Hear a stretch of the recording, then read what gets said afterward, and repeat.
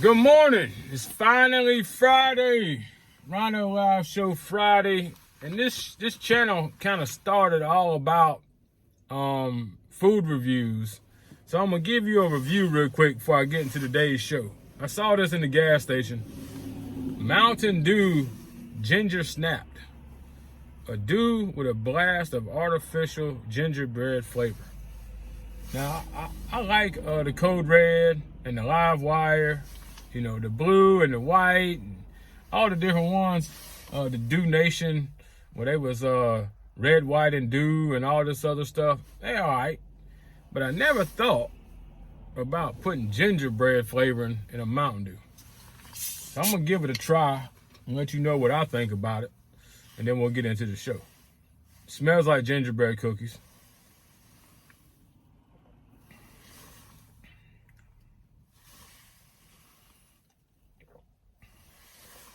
Nothing really tastes like Mountain Dew. It's kind of got that hint of when you open up a bag of gingerbread cookies and you get that smell and the dust kind of gets into your nasal cavity and you can kind of taste it. That's about what it is. It's all right. I don't see why you would buy it twice if you like Mountain Dew. But it's not bad. I mean, I don't think anybody hates gingerbread flavor. It's all right. If you're curious about it, it's not terrible. It's not bad as that Melon Mania or whatever they came out with, that watermelon Mountain Dew. That was pretty bad. So, you know, I give it a favorable rating. Like, if it was a football team, it'd be like an 8-4. It'd be serviceable. It's not a national championship brand. It's not even New Year's Day bowl, but it's like a Peach Bowl. It's serviceable. If you're curious, get you one. It's 2 for $3.33 at most of these stores. Get you a regular Mountain Dew, get that. Give it a try. Drink the Mountain Dew for lunch. There you go. All right. It's Friday, which means tomorrow's Saturday. Got some big matchups in the Palmetto State. The Gamecocks, 5-5, looking to get bowl eligible against the Auburn Tigers. Back-to-back games against the Tigers, Missouri, Auburn, Clemson. Had a chance to get bowl eligible last week and blew it. Terrible performance, coming off a great performance against Florida. We really saw what Florida was about against Sanford. They had to come back to beat Sanford and won, I think, something like 70-52. Give up 42 points at the half to Sanford. So not near as impressive a win as we once thought. Anyway, South Carolina struggled on offense. Offensive line couldn't block. Jason Brown had his back turned to the line as much as he was facing it. Never could get the running game really going. Don't really have wide receivers who can get open. Josh Van seems to be the only guy who can break contain and break coverage and get some separation. They talked about tight ends for the whole offseason, and they really don't use the tight ends that well, or maybe they're not that good. I'm not sure. But I feel like at some point you got to stop with the spread offense, put another blocker in there, whether it be a fullback or a blocking tight end. Take your backup left tackle, put a number 81 jersey on him, make him a tight end solely for blocking, and that'll give Kevin Harris, Marshawn Lloyd, White, McDowell, give them time to get through the first line of defense. It'll also give Jason Brown a few more seconds to look down the field and get rid of the football. Auburn, Bo Nix is out, broke his ankle.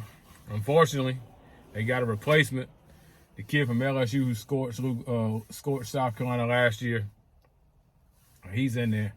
He's mobile. He's big and strong. Tank Bigsby in the backfield. I'm sure on the defensive side they watched the film at Missouri and seen that you can put pressure on Jason Brown or Zeb Nolan or whoever is playing quarterback at the end of this game. I just think the war of attrition in this game, the consistency that Auburn has versus the inconsistency South Carolina has, I think Auburn wins this game by 3 scores. Like 34-17, something like that. I just think they'll be able to run the ball. They'll have more big plays. Their defense will put more pressure on South Carolina, and Auburn's just a more consistently better football team all the way around. Hopefully, the defense can keep South Carolina in there. The defense has made some big plays this year, scored some touchdowns when the offense has struggled. Jalen Foster's been an anchor back there in the back, Cameron Smith as well. So, hopefully, South Carolina can keep it close, but I don't see it. If you're a betting man, lay the 7. I think by the middle of the third quarter, you can cash that check. And South Carolina will be going to Clemson, playing Clemson next week, trying to get bowl eligible. Now, a lot of people laugh at bowl eligibility, but for bad football teams, it's great. You get another month of practice, and then for the seniors, you get you get taken care of by a bowl committee. They feed you, they give you a gift bag, and you get to play one more game. A lot of these guys, this will be their last game, so it's fun for that aspect. You get one more football game, even though it'll probably be like a Music City Bowl or something. But, it's football. You get one more game. And, if you're a marginal talent, you may get to show off. And somebody see you and maybe get drafted or picked up free agent next year in next year's draft. So it's a positive, even if it's a sorry bowl, because it's good for the program, especially a program on the rise. Going to the upstate, Clemson takes on Wake Forest, who's one of the most intriguing teams this year, especially in the ACC. 9-1, ranked 10th in the playoff rankings. Really good offense, score a lot of points. Defense not so good, but on the flip side, Clemson's defense is pretty good and the offense is terrible. So it's going to be a matchup of the offense from Wake Forest against the Clemson's defense, and then the bad Wake Forest defense against the bad Clemson offense. It could be ugly. Clemson somehow is favored by 3.5. Every game has pretty much been a one-score game outside of South Carolina State and UConn, which don't really count. So you got to take the points here. I mean, Wake Forest, I think, will be able to score. I think they'll be able to score at some point, some consistency, 24, 28, 31, somewhere in there. I don't know that Clemson can. Even when they play in lesser competition, DJ hadn't been able to make the passes. Justin Ross is out. One more weapon. They've been losing weapons left and right this year. So it's going to be interesting to see if DJ and the Clemson offense can score. Pumachan came in last week and went down the field and scored a touchdown, and he got hurt. I don't know what his status is for the weekend, but it's between those two guys. Everybody else is pretty much a walk-on. So it's going to be up to DJ to lead this offense to try to score over 20 points. They're going to have to score over 20 to win this game. Defense has got to step up. Skowski, Balin Spector, them guys, they're going to make Xavier Thomas. They're going to make something happen. Slow down Wake Forest. Maybe get some big turnovers. And then we'll go from there. So we'll see. It could be a two teams limping into the Palmetto State rivalry next weekend. And it could be South Carolina looking for a bowl bid and Clemson looking for a better bowl, going forward. So that's that. We'll talk about the Clemson-Carolina matchup next week. Moving on, South Carolina basketball and Clemson basketball both got wins yesterday. Both coaches are, I guess Brownell did get an extension, so I guess Clemson's satisfied with him for right now. Frank Martin had a terrible year last year. A lot of people want him gone, but for some reason he's still here. And, he's got some big guys. He's got a couple shooters. Keyshawn Bryant suspended, but he'll be back in another game or two. So we'll see what happens going into the new year, into the SEC. Hopefully the big guys, he can mold them into a Mike Kotsar, Chris Silva type, get a 1-2 punch down low, get some shooting. The Davidson kid seems to be able to shoot threes well. Cousinard, Keyshawn Bryant, got some other youngsters in there. It was a great game until about 5 minutes to go. South Carolina was up by like 16. And it was a pretty impressive win.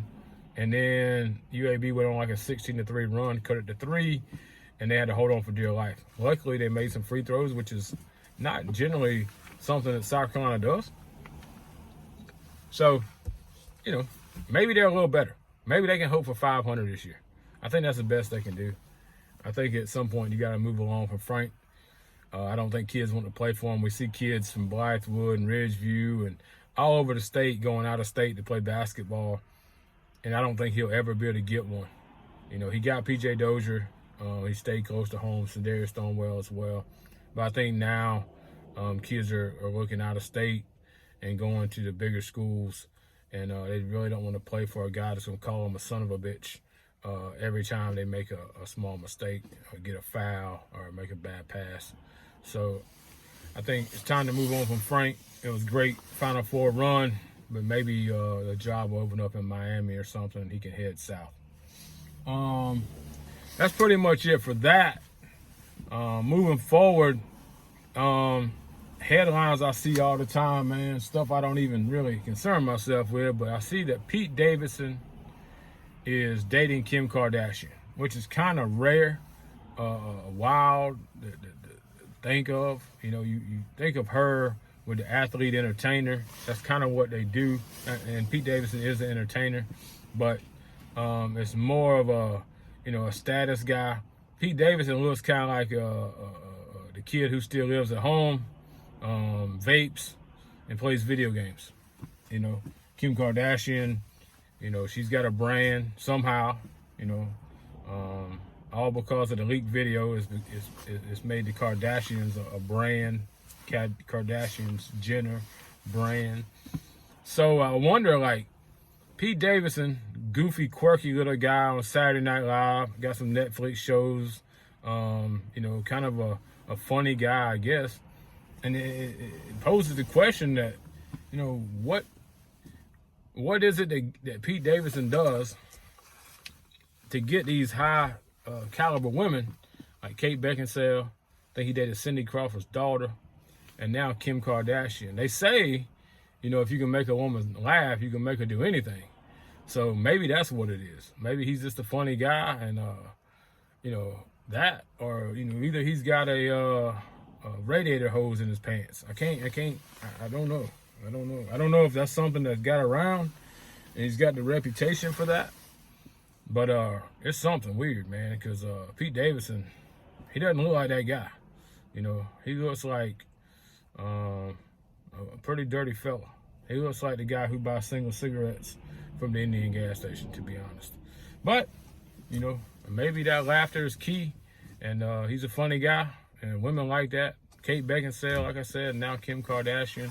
It's going to be interesting to see that dynamic from Kanye. Kanye allowed to show up anywhere and want to beat the hell out of Pete Davidson.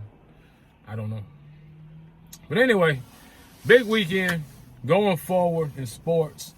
Next week will be like the grand opening. I'm gonna actually have like a script out, kind of like this, notes of what's going on in the world, break it down. This is just kind of like a trial run to get me through to next week. We're gonna talk a lot of it'll be a lot of football, NFL, some basketball, a big day of golf. Every day will be scripted out of what it's going to be. It's going to be reviews from the weekends past, early, previews going forward, and in the middle of the week, it could be anything. We'll try to incorporate some food, like I said, and drink and stuff like that, and just have a variety show of my opinions. It'll be more well constructed, I'm hoping, than just me sitting in my truck in the parking lot. But thanks for watching. Definitely gonna get some food in there. I know you guys enjoy the food, especially places you haven't eaten, and giving it my review. I'm not the best at that because I'm more on the favorable side. I give people the benefit of the doubt, and plus I'm not a stickler for food, man. Food for me is like gas. My body needs it, so I put it in there, and I'm good. I'm not really a stickler for detail as much. If it tastes good, I like it, and if it doesn't taste good, I don't like it, and I don't get into the details of ingredients. I'm not Emerald, I don't bang it up with all the flavoring and stuff like that. But anyway, thanks for watching. Next week, I'm gonna have it scripted out. We're gonna have a better show. I Appreciate you watching. Like, subscribe, and we'll see you next week.